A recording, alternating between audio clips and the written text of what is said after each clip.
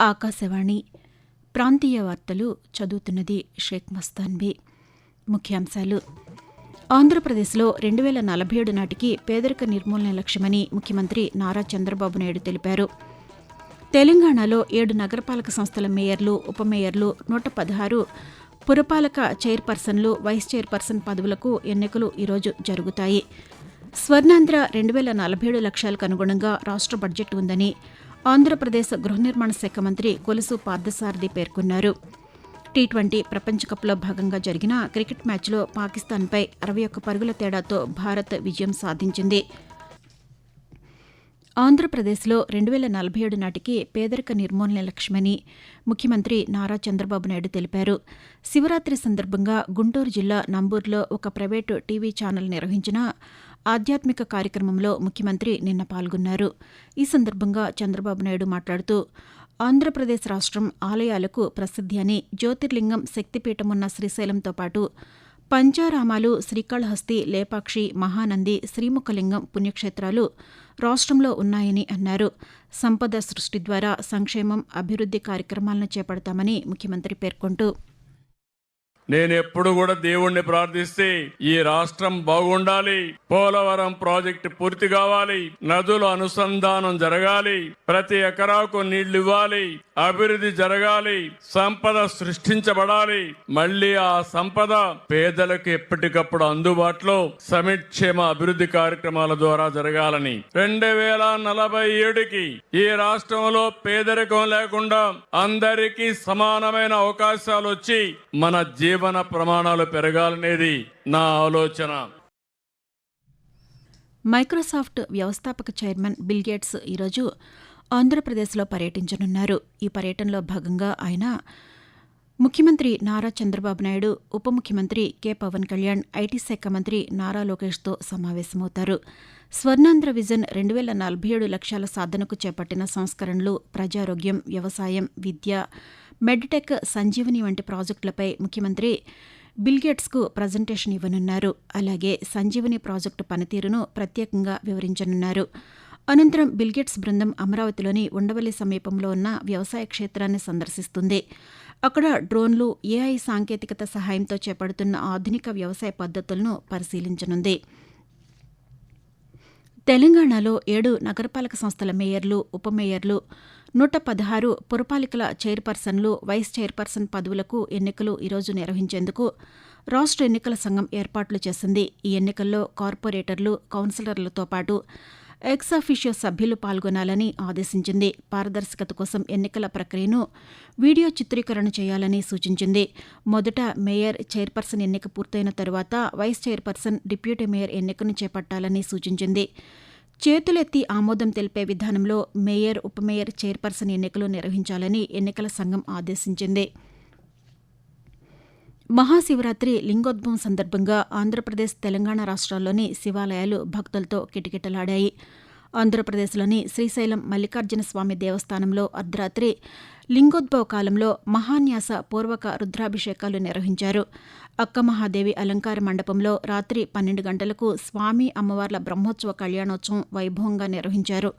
పల్నాడు జిల్లాలోని ప్రముఖ శైవక్షేత్రం కోటప్పకొండ త్రికోటేశ్వర ఆలయం వద్ద ప్రబల తిరునాళ్లను నిర్వహించారు. తెలంగాణలోని వేములవాడ రాజరాజేశ్వరి స్వామి ఆలయంలో లింగోద్భవ ప్రత్యేక పూజను నిర్వహించగా, కీసరగట్టు రామలింగేశ్వర స్వామి ఆలయంలో రుద్రాభిషేకాలు, శివపార్వతుల కళ్యాణోత్సవం నిర్వహించారు. ఆంధ్రప్రదేశ్లోని పాలకొల్లులో జలవనరుల శాఖ మంత్రి నిమ్మల రామానాయుడు నిన్న పర్యటించారు.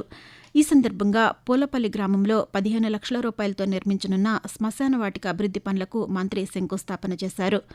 అనంతరం ఆయన పాతికేయులతో మాట్లాడుతూ, ప్రభుత్వం యొక్క ఆర్థిక పరిస్థితి దృష్ట్యా నిధుల సమస్య ఉన్నటువంటి స్థితిలో మరి సిఎస్ఆర్ ఫండ్స్ కంపెనీల నుంచి రిక్వెస్ట్ చేసి, అదేవిధంగా గ్రామస్తుల్ని, ప్రజల్ని కూడా ఇందులో భాగస్వాములు చేసి ఈ నియోజకవర్గంలో ఉన్నటువంటి ప్రతి శ్మశాన వాటికను కూడా ఈ యొక్క సుందరమైనటువంటి కైలాస వనాలుగా మరి మార్చాలనేటువంటి లక్ష్యంతో ఈ రోజు ఈ పనులు ప్రారంభించామని చెప్పి తెలియజేసుకుంటూ, గ్రామస్తులతో కలిసి శ్రమదానం చేసి ఈ పనులకి శంకుస్థాపన చేయడం జరిగింది.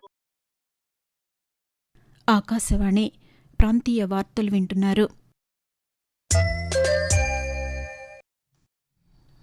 మహిళల సాధికారత, గ్రామీణ జీవనోపాధుల పురోగతికి ఆంధ్రప్రదేశ్ ప్రభుత్వం కృషి చేస్తోందని పేదరిక నిర్మూలన శాఖ మంత్రి కొండపల్లి శ్రీనివాస్ ఒక ప్రకటనలో తెలిపారు. 2026-27 ఆర్థిక సంవత్సరానికి గాను ఆంధ్రప్రదేశ్లో గ్రామీణ పేదరిక నిర్మూలన కార్యక్రమాల అమలుకు ప్రభుత్వం 1,876.23 కోట్ల రూపాయలను కేటాయించినట్లు పేర్కొన్నారు. దీన్ దయాళ్ అంత్యోదయ యోజన, జాతీయ గ్రామీణ జీవనోపాధుల మిషన్ కింద 818 కోట్లు, మహిళా కిసాన్ సశక్తీకరణ కార్యక్రమం కింద 30 కోట్లు, గ్రామీణ స్వయం ఉపాధి శిక్షణా కేంద్రాల కోసం 15 కోట్లు కేటాయించామని తెలిపారు. అలాగే రైతు ఉత్పత్తి సంస్థలను బలోపేతం చేయడం ద్వారా గ్రామీణ ఆర్థిక వ్యవస్థను మరింత శక్తివంతం చేయాలని ఈ దిశగా చర్యలు తీసుకుంటున్నామని మంత్రి తెలిపారు. స్వర్ణాంధ్ర 2047 లక్ష్యాలకు అనుగుణంగా రాష్ట్ర బడ్జెట్ ఉంటుందని ఆంధ్రప్రదేశ్ గృహ నిర్మాణ శాఖ మంత్రి కొలుసు పార్థసారథి తెలిపారు. నూజివీడ్లోని మంత్రి క్యాంపు కార్యాలయంలో రాష్ట్ర బడ్జెట్ అంశంపై నిన్న పత్రికా సమావేశాన్ని నిర్వహించారు. ఈ సందర్భంగా ఆయన మాట్లాడుతూ రాష్ట్రాభివృద్ది, సంక్షేమానికి సమాన ప్రాధాన్యతనిస్తూ కేటాయింపులు చేశారని, అన్ని రంగాలకు ప్రాధాన్యత లభించిందని చెప్పారు. జిల్లాల నీటిపారుదల ప్రాజెక్టులకు భారీగా నిధులు కేటాయింపు ద్వారా త్వరితగతిన ప్రాజెక్టులు పూర్తి అవుతాయని మంత్రి పేర్కొంటూ, మన సుప్రీంకోర్టులో విజయం సాధించాం, కేంద్ర ప్రభుత్వాన్ని ఒప్పించాం, ఎన్విరాన్మెంట్ క్లియరెన్స్ తీసుకోమని చెప్పారు. ఇంకో 2-3 నెలల్లో ఎన్విరాన్మెంట్ క్లియరెన్స్ వస్తుందని పూర్తిగా నమ్ముకుంటున్నాం. ఈ బడ్జెట్ లో ఆ ప్రాజెక్ట్ కూడా కేటాయింపులు చేయించామని చెప్పేసి చాలా సంతోషంగా తెలియజేస్తామని చెప్పి దానికి మరి ఈ రోజు 18,442 కోట్లు ఖర్చు పెట్టారు. రాష్ట్రంలో అనేక ప్రాజెక్టులతో పాటు ఈ ప్రాంత వాసులందరూ కూడా సంతోషించదగ్గ చింతలపూడి ప్రాజెక్టు కూడా కేటాయించడం జరిగిందని చెప్పేసి నేను మనవి చేస్తా ఉన్నాను. ఐసీసీ పురుషుల టీ20 ప్రపంచ కప్లో భాగంగా కొలంబోలోని ఆర్ ప్రేమదాస స్టేడియం వేదికగా భారత్, పాకిస్తాన్ జట్ల మధ్య జరిగిన గ్రూప్ ఏ క్రికెట్ మ్యాచ్లో భారత్ 61 పరుగుల తేడాతో పాకిస్తాన్పై విజయం సాధించింది. ఈ మ్యాచ్లో టాస్ గెలిచిన పాకిస్తాన్ ముందుగా ఫీల్డింగ్ ఎంచుకోగా తొలుత బ్యాటింగ్ చేసిన భారత్ నిర్ణీత 20 ఓవర్లలో 7 వికెట్ల నష్టానికి 175 పరుగులు చేసింది. అనంతరం 176 పరుగుల లక్ష్యంతో బరిలోకి దిగిన పాకిస్తాన్ జట్టు 18 ఓవర్లలో కేవలం 114 పరుగులకు ఆలౌట్ అయింది. ఈ విజయంతో టీ20 ప్రపంచ కప్లో భారత్ సూపర్ 8కు అర్హత సాధించింది. వాతావరణం. ఆంధ్రప్రదేశ్ యానాముల్లో దిగువ ట్రోప్ ఆవరణలో ఈశాన్య, తూర్పు దిశగా గాలులు వీస్తున్నాయని అమరావతి వాతావరణ కేంద్రం తెలిపింది. వీటి ఫలితంగా కోస్తాంధ్ర, యానాం, రాయలసీమల్లో ఈరోజు, రేపు పొడి వాతావరణం ఏర్పడే అవకాశముందని వాతావరణ కేంద్ర అధికారి ఎం వెంకట్రావు పేర్కొన్నారు. పొగమంచు 1 లేదా 2 చోట్ల కురిసే అవకాశముందని వెల్లడించారు.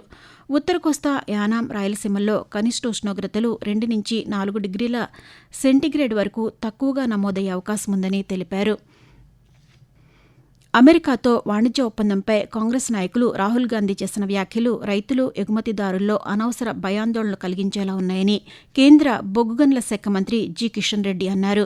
ఆయనది దుష్ప్రచారమని, ప్రజలు దాన్ని అంగీకరించరని సామాజిక మాధ్యమం ఎక్స్ వేదికగా స్పందించారు. ప్రస్తుతం భారత్ 4 లక్షల కోట్ల రూపాయల విలువైన వస్త్రాలను ఎగుమతి చేస్తోందని, 38 దేశాల పరిధిలో 9 స్వేచ్ఛా వాణిజ్య ఒప్పందాల ద్వారా 45 లక్షల కోట్ల విలువైన టెక్స్టైల్ మార్కెట్కు ఇప్పుడు అవకాశాలు ఏర్పడ్డాయని తెలిపారు. కేంద్ర ప్రభుత్వం దేశవ్యాప్తంగా అభివృద్ధి చేస్తున్న 7 మెగా జౌళి పార్కుల్లో తెలంగాణలోని వరంగల్ కాకతీయ టెక్స్టైల్ పార్కు కూడా ఉందని, దీనివల్ల తెలంగాణకు భారీ లబ్ధి చేకూరనుందని కేంద్ర మంత్రి పేర్కొన్నారు. ప్రాంతీయ వార్తలు ముగించే ముందు ముఖ్యాంశాలు మరొకసారి. ఆంధ్రప్రదేశ్లో 2047 నాటికి పేదరిక నిర్మూలన లక్ష్యమని ముఖ్యమంత్రి నారా చంద్రబాబు నాయుడు తెలిపారు. తెలంగాణలో 7 నగరపాలక సంస్థల మేయర్లు, ఉప మేయర్లు, 116 పురపాలక చైర్పర్సన్లు, వైస్ చైర్పర్సన్ పదవులకు ఎన్నికలు ఈరోజు జరుగుతాయి. స్వర్ణాంధ్ర 2047 లక్ష్యాలకు అనుగుణంగా రాష్ట్ర బడ్జెట్ ఉందని ఆంధ్రప్రదేశ్ గృహ నిర్మాణ శాఖ మంత్రి కొలుసు పార్థసారథి పేర్కొన్నారు. టీ20 ప్రపంచ కప్లో భాగంగా జరిగిన క్రికెట్ మ్యాచ్లో పాకిస్తాన్పై 61 పరుగుల తేడాతో భారత్ విజయం సాధించింది. ఆకాశవాణి ప్రాంతీయ వార్తలు ఇంతటితో సమాప్తం.